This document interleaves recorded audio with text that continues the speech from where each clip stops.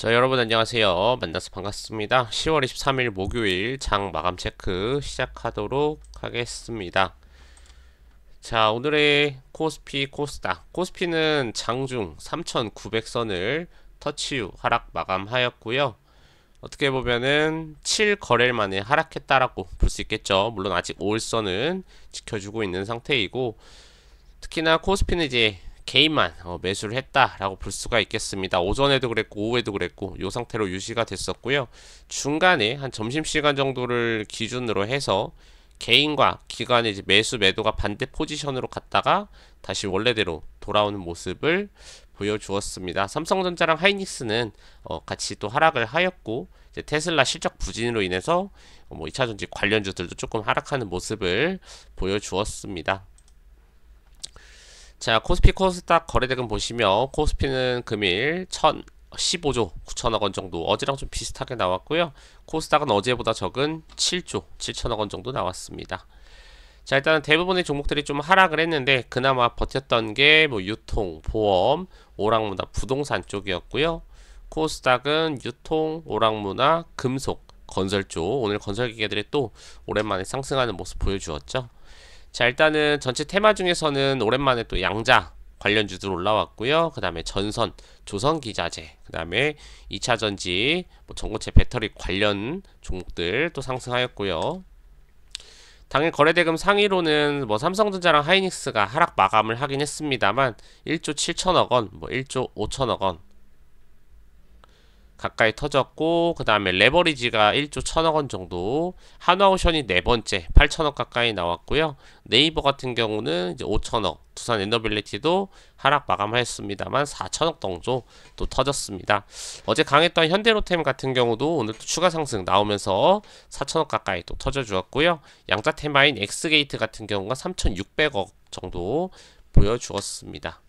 자, 개인 신용잔고 24주 뚫었다가 살짝 밀렸는데 22일 기준으로 24조 2천억 원.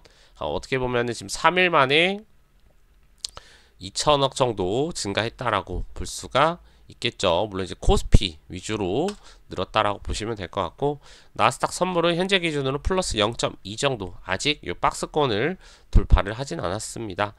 자, 두려움과 탐욕 지수는 현재 26을 가리키고 있어요. 그래서 조금 개인들의 심리 상태는 불안하다라고 보시면 되겠고, 양자 기술 관련주들은 왜 올랐냐면 이제 장중에 트럼프가 양자 컴퓨터 기업들 지분 인수한다라는 얘기가 이제 카더라 소식이 나왔어요. 그러다 보니까 이제 미국 시장 같은 경우는 이제 대이장에서 또 미리 관련주들이 상승하는 모습을 보여주었거든요. 근데 요게 이제 또 얼마 지나지 않아서 상무부에서 아니다라는 또 얘기가 또 돌아가지고, 이게 정확하게 어떤 말이 맞는지는 지금 현재 알 수는 없습니다.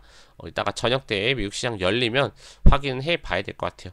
일단은 올라갔던 양자 관련 테마주들은 자리는 지키고 있어서 너무 이제 급작스럽게 이제 이런 소식이 아직 애매할 때는 너무 따라붙기보다는 좀 더 관망을 하는 게 어떨까 싶습니다.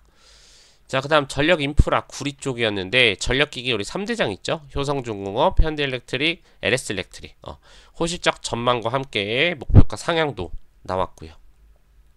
현재 구리 공급 부족에 따른 영향도 있다라고 볼 수가 있겠습니다. 자, 우크라이나 재건 관련주들은 우크라이나 대통령 트럼프 현 전선 동결 좋은 타협안이다. 그리고 트럼프는 또 거기에 대해서 지지하는 표현을 또 하였고요.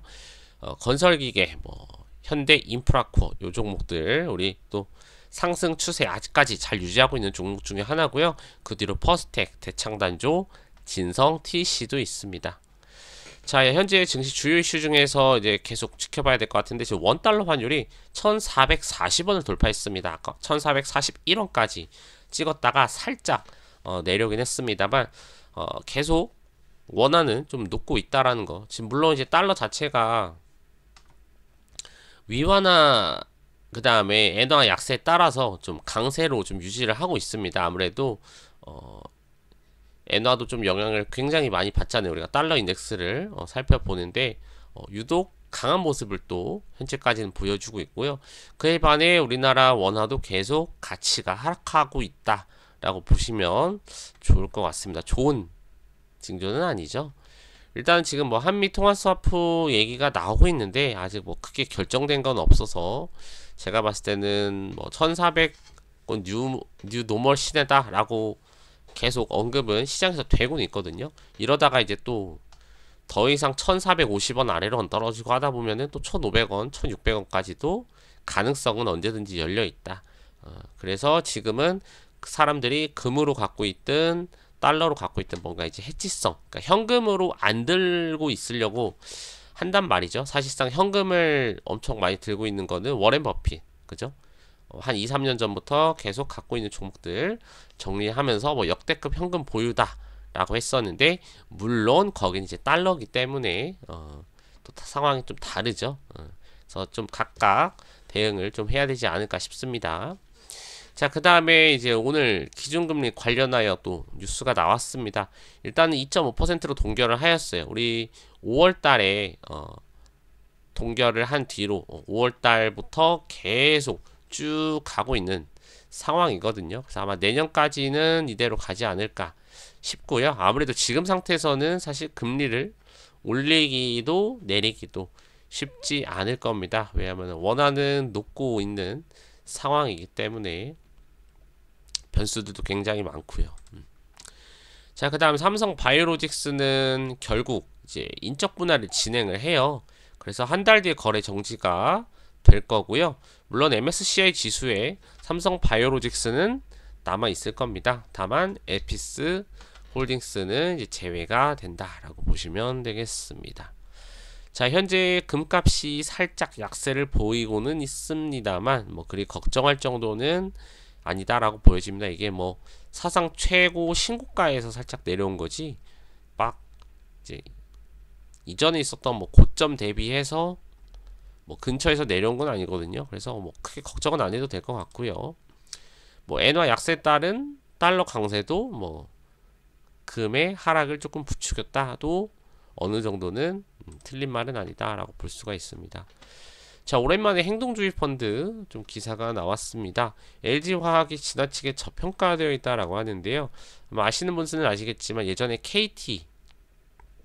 KTNG도 행동주의 펀드들의 이러한 내용으로 인해서 단기간에 좀 올랐던 기록이 있습니다. 그 외에 다른 종목들도 꽤나 있었고요.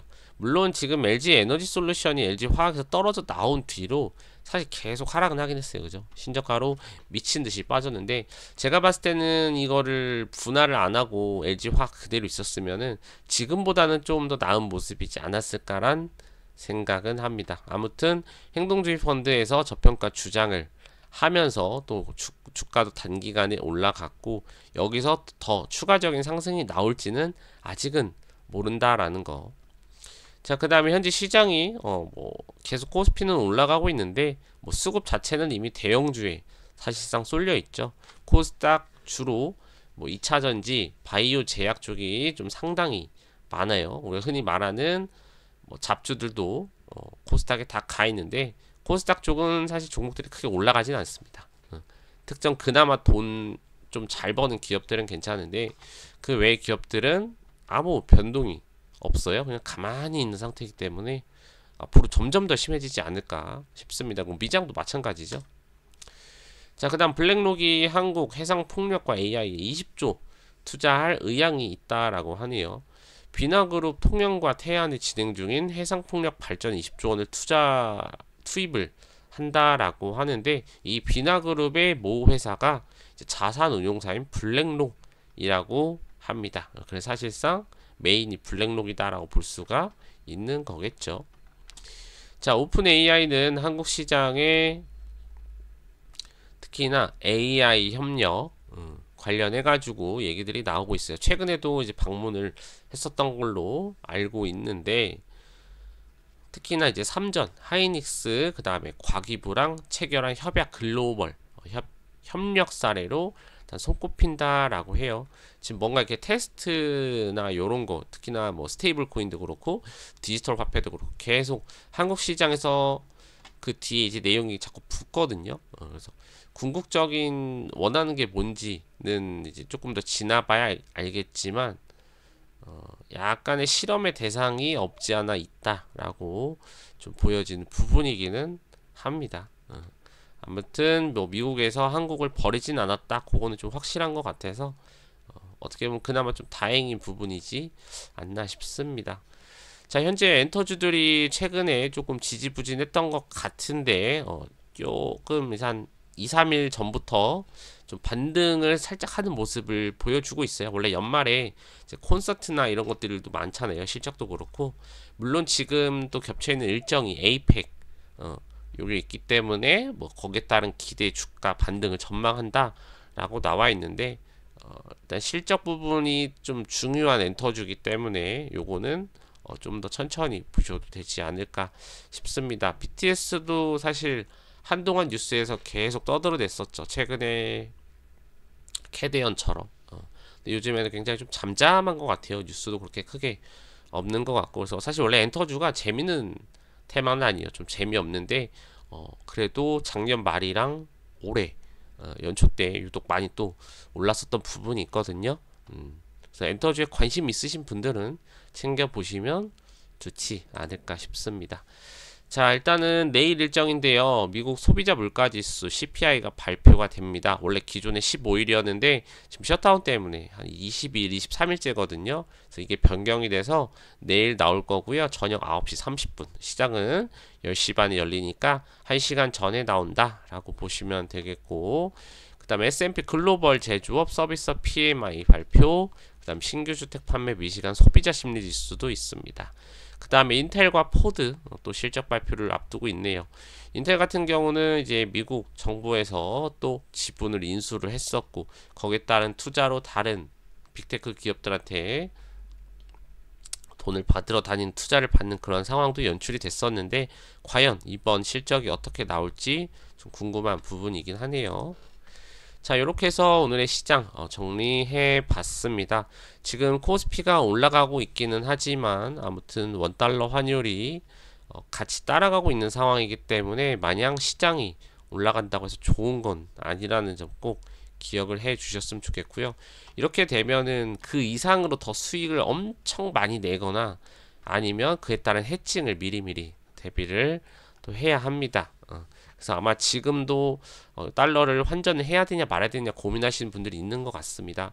아까 제가 이제 필요해서 한번 확인을 해보니까 지금 현재 환전을 하면은 1430원 기준으로 외화를 팔았을 때 이제 원화로 들어오더라고요. 그래서 한 98달러 정도면 대략 한 14만원 정도 잡히니까 그것도 좀 참고를 해주시면 될 것 같습니다. 자, 일단 그러면 오늘 또 저녁 미장에서 어떤 일이 일어날지 이따가 저녁 방송에서 또 인사드리도록 하고요. 우리 영상 처음 보신 분들은 구독과 좋아요, 알림 설정 부탁드리고 저는 또 추가 영상으로 인사드리도록 하겠습니다. 감사합니다.